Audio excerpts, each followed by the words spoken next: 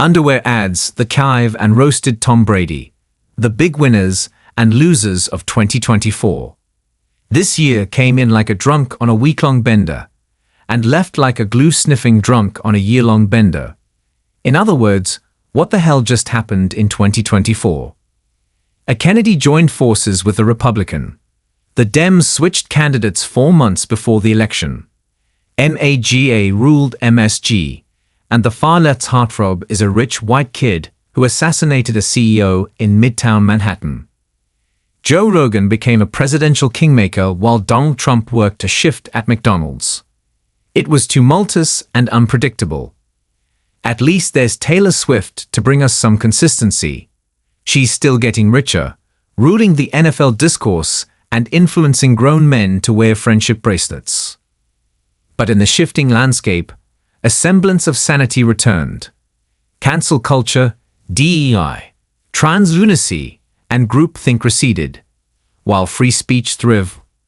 Politics and pop culture became almost indistinguishable from each other.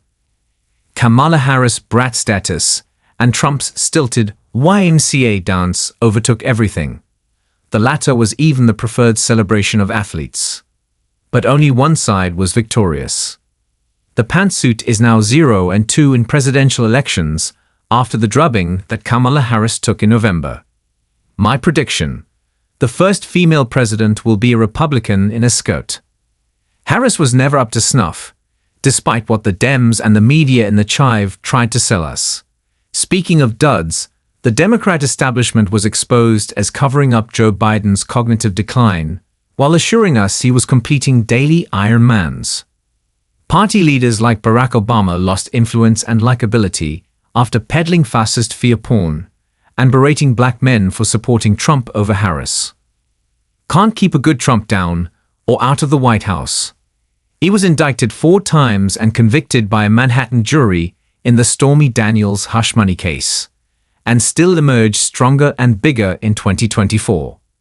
He built a new working-class coalition, tapped into the dissatisfaction with Biden's policies, and with the help of Elon Musk, led a great political realignment. Trump's victory meant brutal defeat for Manhattan DA Alvin Bragg, who managed a conviction of the soon-to-be 47th president, only to see it stuck in limbo. As are Bragg's fortunes after Subway Samaritan Daniel Penny was, thankfully, acquitted earlier this month. It felt like bros ruled politics in 2024, but the ladies got it done in sports. Indiana Fever star Caitlin Clark dazzled, winning Rookie of the Year, making the playoffs and boosting WNBA attendance by hopping figures. As a result, the league is winning bigly, even if folks like Washington Mystics co-owner Shada Johnson are loath to give Clark credit. At the Paris Olympics, Simone Biles made a triumphant comeback, and Katie Ledecky became the first female swimmer to win gold at 4 different games. Meanwhile, Aussie competitor Rogan, with her intersectional approach to her sport, broke breakdancing and our tolerance for nonsense.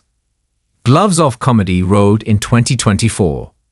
Netflix outrageous, the roast of Tom Brady, which saw the one-time Golden Boy take stronger hits than he did in 23 NFL seasons, slaughtered every sacred cow. It also launched Tony Hinchcliffe and Nikki Glaser into another stratosphere. Shane Gillis became comedy's Lazarus, hosting Saturday Night Live 5 years after getting canned from the show.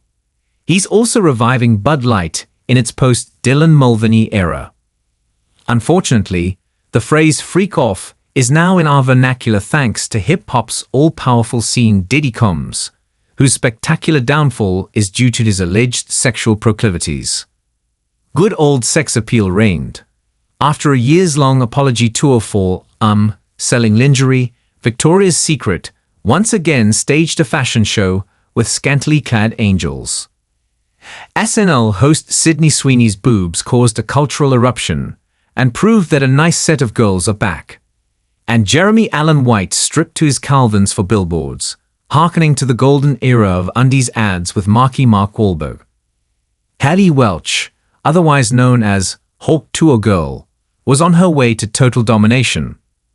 The 21-year-old factory worker rose to international prominence the old-fashioned way, by drunkenly making a fellatio joke.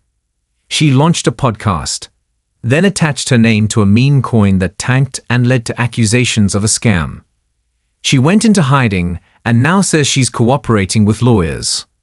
Welch remains a cautionary tale about instant viral fame. Last year, Spotify parted with king grifters, Prince Harry and Meghan Markle.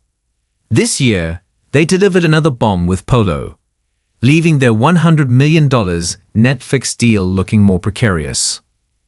Hunter Biden scored big with a pardon, but the sun has set on the Biden family's decades-long power grip. Hey, at least Jill Biden can still call herself doctor. Going into 2025, there remains a sense of optimism that we're headed in the right direction.